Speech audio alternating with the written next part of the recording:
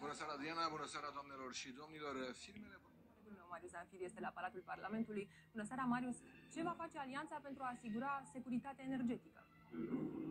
Bună seara, doamnelor și domnilor. Președintele... Colegul meu, Marius Zanfir, știe cum au decurs audierile. Bună seara, Marius. A fost vreun candidat pus în dificultate de întrebările parlamentarilor? Bună seara, Mihai, bună seara, doamnelor și domnilor. Nu prea a fost... Marius Zanfir se află la Ministerul de Finanțe. Bună seara, Marius. De ce a venit președintele la această întâlnire? Bună seara, șeful statului...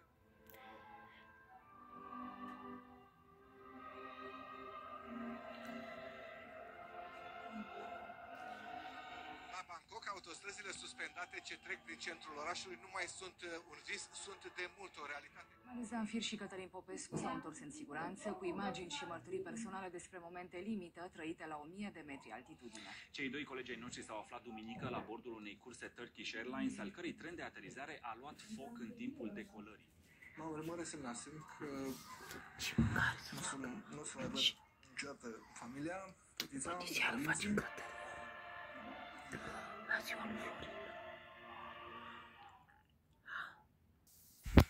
Gata, merge?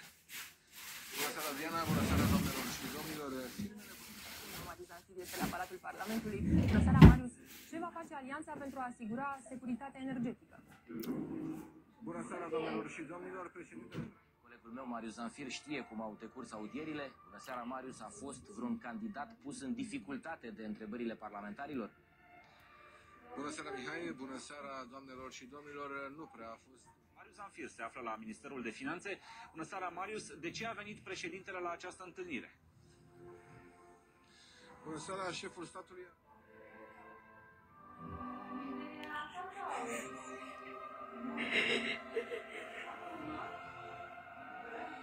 La Bangkok, autostrăzile suspendate ce trec prin centrul orașului nu mai sunt un vis, sunt de mult o realitate. Marius Zanfir și Cătălin Popescu s-au întors în siguranță, cu imagini și mărturii personale despre momente limită trăite la 1000 de metri altitudine. Cei doi colegi ai noștri s-au aflat duminică la bordul unei curse Turkish Airlines, al cărei tren de aterizare a luat foc în timpul decolării.